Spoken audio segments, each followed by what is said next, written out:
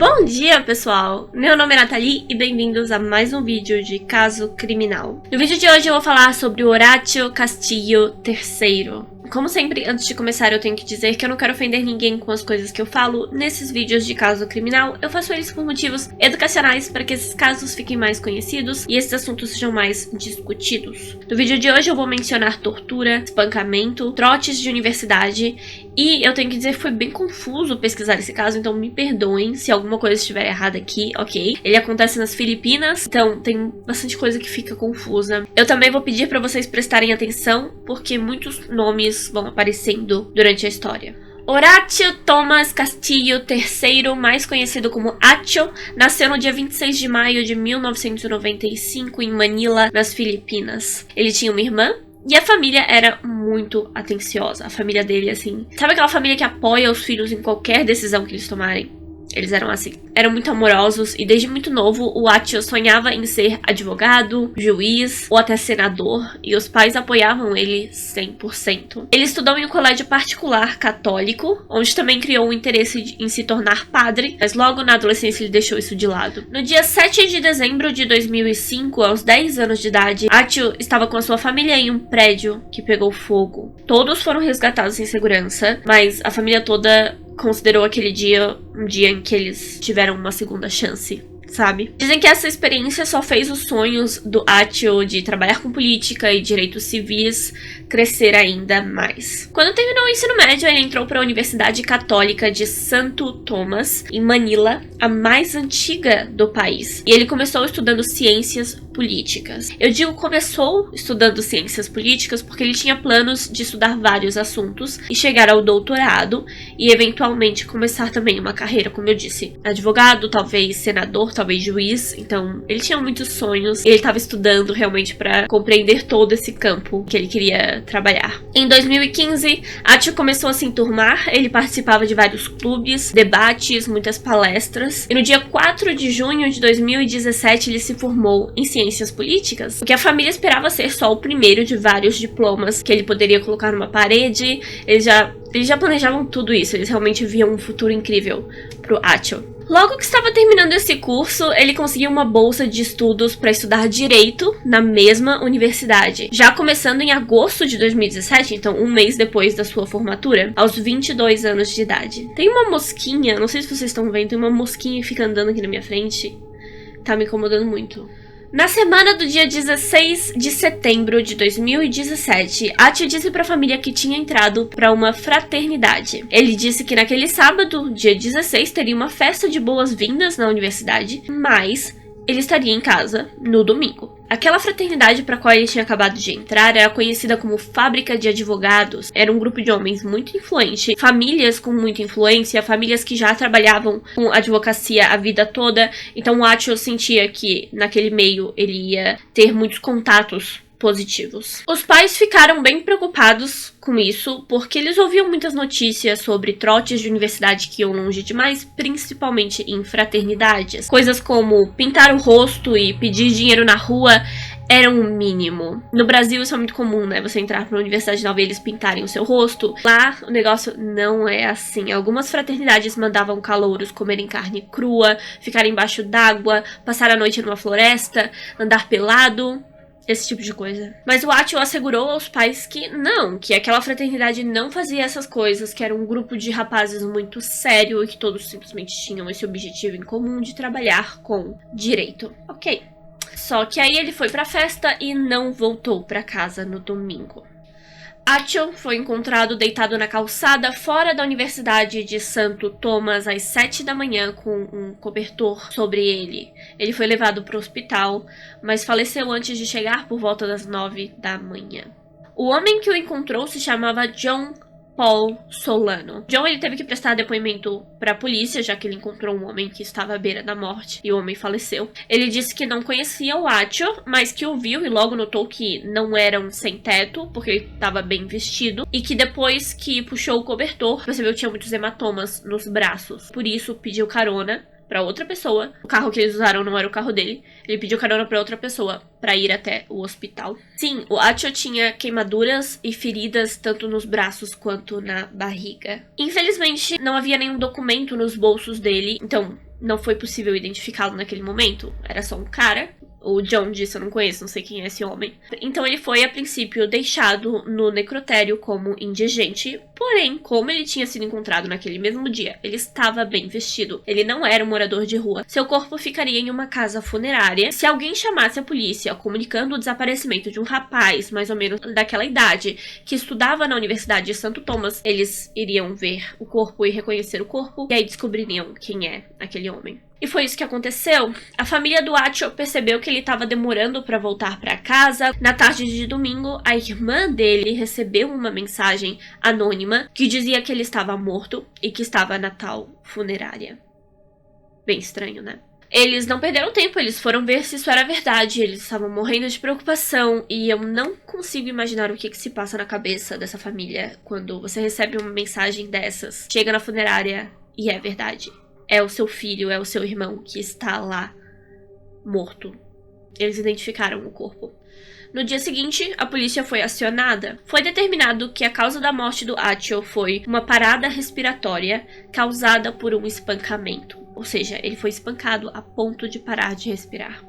Quando foram entrevistados, os pais confirmaram que ele tinha ido a uma festa de fraternidade e que acreditavam que o espancamento ocorreu na festa como parte de um trote. Nessa mesma tarde, o coordenador do curso de Direito da Universidade, Nilo Divina, suspendeu as aulas. Em uma carta formal a todos os alunos e professores, ele informou que seria para ajudar com as investigações da morte do Acho, também como um sinal de respeito, e que não haveria aulas até que o caso fosse resolvido. No dia seguinte, rumores começaram a se espalhar de que o John, o homem que encontrou o Acho, fazia parte daquela fraternidade também. Não só ele, como o motorista que os levou para o hospital naquela manhã também fazia parte da universidade. E sim, tudo isso era verdade. Muito interessante, né? Que tantos membros da fraternidade simplesmente se encontraram, nesse caso, naquele domingo de manhã, para ajudar um amigo que eles não conheciam, mas que participava da mesma fraternidade. Muito estranho. Como vocês devem imaginar, todos os membros deveriam ser interrogados, mas não foi bem isso que aconteceu.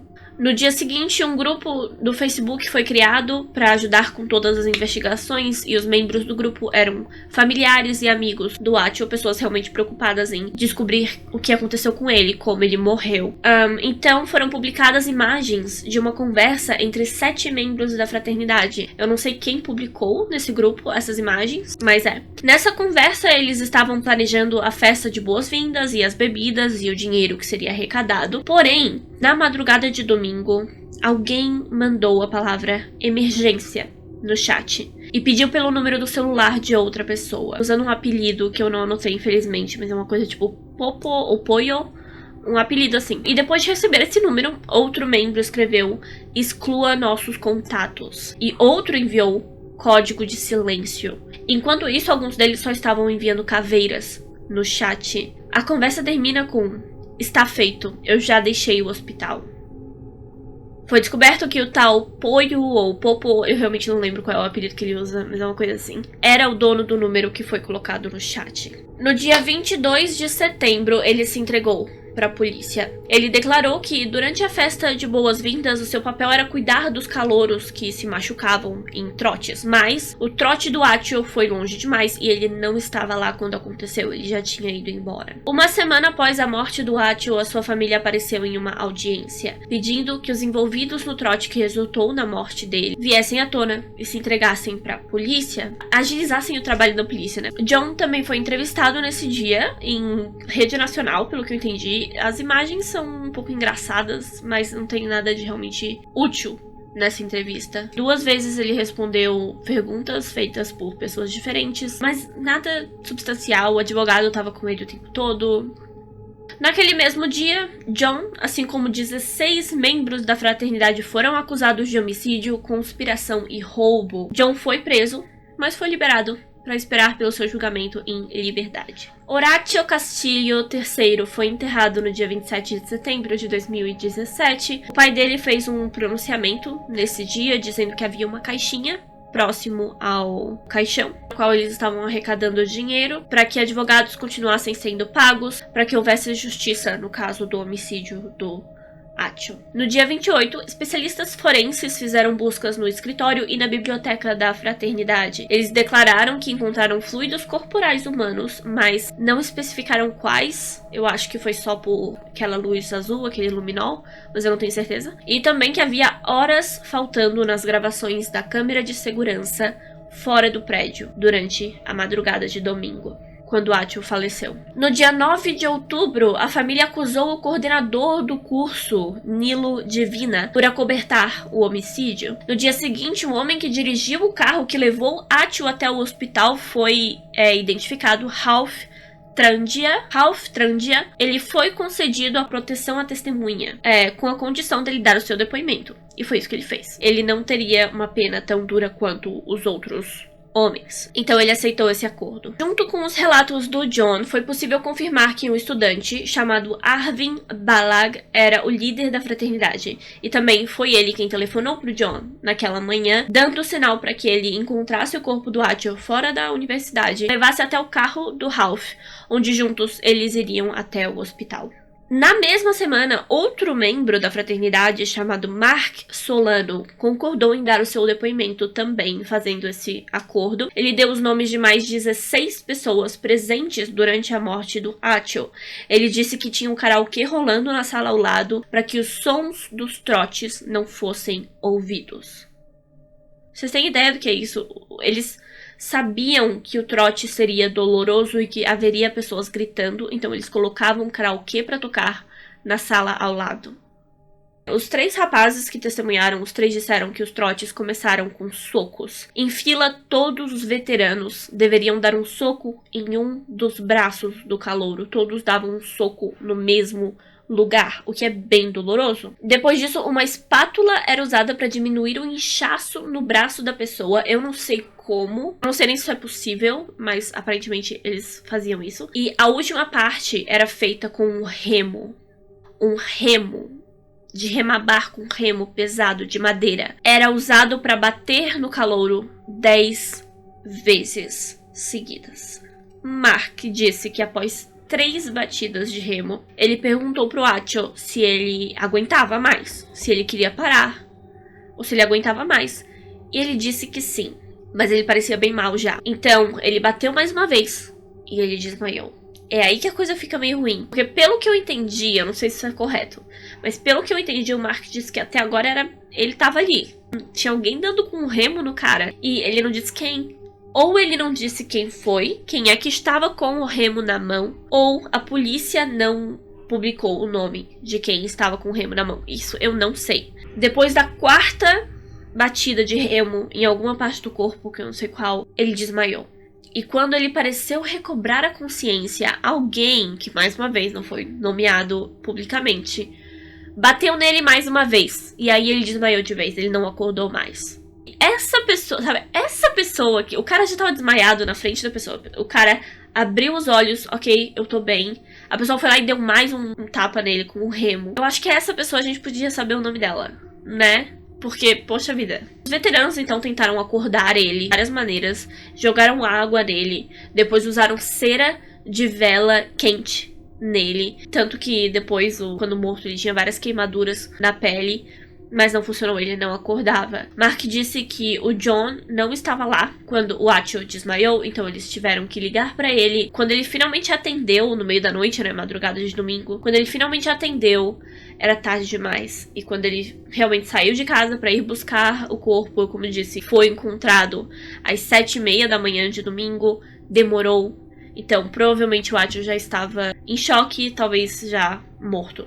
Com o passar dos dias, mais e mais membros da fraternidade eram acusados de participar do homicídio, inclusive o coordenador Nilo Divina. E foi aí que todos os acusados encontraram um bom advogado. Eles já eram estudantes de direito, então todos encontraram um bom advogado e começaram a enrolar a lei para tentar se livrar dessas acusações de todo jeito possível. Alguns começaram a dizer que o Atio tinha um problema no coração, o que ele não tinha, e mesmo que ele tivesse, não diminui o fato de que vocês estavam espancando um cara que tinha um problema no coração. Você não pode me dizer que você descobriu que ele tem um problema no coração depois que ele está morto. Se você sabia disso, é porque ele te contou ainda vivo. E você estava espancando um cara que tem problema no coração.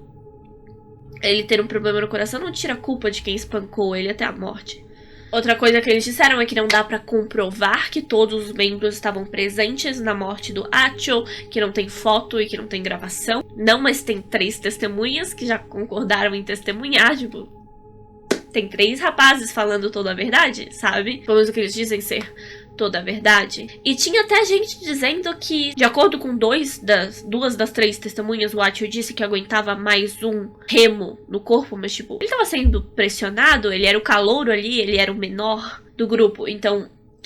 Por a pressão, ele disse que aceitava mais uma remada na sei lá onde no corpo também. No dia 18 de fevereiro de 2018, 8 estudantes foram expulsos da universidade por envolvimento comprovado no assassinato do Acho. No mês seguinte, o coordenador Nilo Divina foi liberado de todas as acusações por falta de evidências. 8 membros da fraternidade, os mesmos que foram expulsos da faculdade, foram presos. Arvin Balag, Min Wei Chan, Oliver John Onofre, Axel Munro Hype, Mark Anthony Ventura, Joshua Joriel Macabali, Jason Adolfo Robinhos e Ralph Trandia. Mais 10 homens foram listados como suspeitos novamente e estão sendo investigados, pelo que eu entendi, até hoje. Porque eu não encontrei mais nada sobre esse pessoal. No dia 17 de junho de 2018, John Paul Solano, aquele que encontrou o Acho naquela manhã e o levou até o hospital de carona, foi julgado como cúmplice, considerado culpado e sentenciado a 4 anos e 2 meses de prisão. Outros 8 membros da fraternidade que foram presos continuam presos. Eles já tentaram pagar por uma fiança e esperar pelo seu julgamento em liberdade, mas não foi permitido porque eles, literalmente, um deles tentou fugir já para outro país e foi obrigado a voltar para as Filipinas para ser preso, e eles têm medo que se liberarem eles vão literalmente fugir para outro país e não vão mais voltar. Como eu disse, são famílias bem influentes, são famílias que têm muitos contatos ricos. Então a polícia realmente acha que se liberar eles vão fugir. Não tem por que liberá-los. Eles estão desde 2008 presos e seus julgamentos continuam sendo cancelados e remarcados por causa da crise, né? A crise na saúde pública no geral. Que eu não posso falar. Os julgamentos continuam sendo remarcados. Talvez até o final desse ano, até o final do ano que vem, a gente tenha um retorno nisso aí. Mas o que vocês acham, pessoal? Eu vi que também, nas Filipinas, desde os anos 90, eles tentaram criar uma lei contra trotes violentos e humilhantes em universidades. Tamanho era o problema de pessoas que são mortas durante esses trotes. Não é só o Horatio, e sim, pronuncia-se Horatio, o nome dele, o apelido Acho. Eu vi o pai dele falar em algumas entrevistas. Tantos problemas com trotes em universidades que eles tiveram que criar uma lei contra. E eles estão tentando usar essa lei contra nesse julgamento, mas está sendo bem difícil. Os pais do Acho, a família do Acho também estão tentando agilizar para que essa lei seja ainda mais rígida até, porque como é que você vai saber o que aconteceu dentro de uma sala, como foi no caso do Acho? Numa sala de universidade com um karaokê tocando no meio de uma festa, o pessoal fazendo trote. Quem é que vai ter certeza e realmente testemunhar no caso de alguém se machucar durante um trote, no caso de ser humilhante, esse tipo de coisa? Quem é que vai... Como é que vai ter lei aí? Como é que a lei vai trabalhar nisso aí? Me digam o que vocês acham, quais são as opiniões de vocês. O meu trote na universidade foi bem simples. Foi só, tipo, colorir o rosto com glitter. Foi o que me aconteceu. Colocaram glitter no meu rosto. E a gente participou meio que de uma entrevista. A gente subia numa cadeira e respondia algumas perguntas. Perguntas um pouquinho embaraçosas, mas nada muito extremo. Até porque tinha literalmente pessoas menores de 18 na turma ainda. Tinha gente de 17 anos. Eu era uma dessas pessoas. Então, nada muito intenso. Perguntas. Como eu disse, me digam o que vocês fizeram de trote na universidade, o que vocês acham desse tipo de lei. Eu acho importante não permitir que pessoas tenham trotes muito horríveis, né? Como sempre, muito obrigada por assistir até aqui, muito obrigada por deixar o seu like, deixar o seu comentário e por se inscrever no meu canal. As minhas redes sociais e a minha caixa postal estão na descrição. Como sempre, muito obrigada, Oxi Menina Prendada, Mikael B e Natália Cristina Lima por serem membros do meu canal. Muito obrigada, pessoal. Se você que tá assistindo gostaria de ser membro, é só clicar no botãozinho aqui embaixo. É isso. Se você gostaria de me seguir também no meu canal de vlogs, ele vai aparecer aqui nos dois cantinhos. Obrigada por assistir até o fim. Tchau!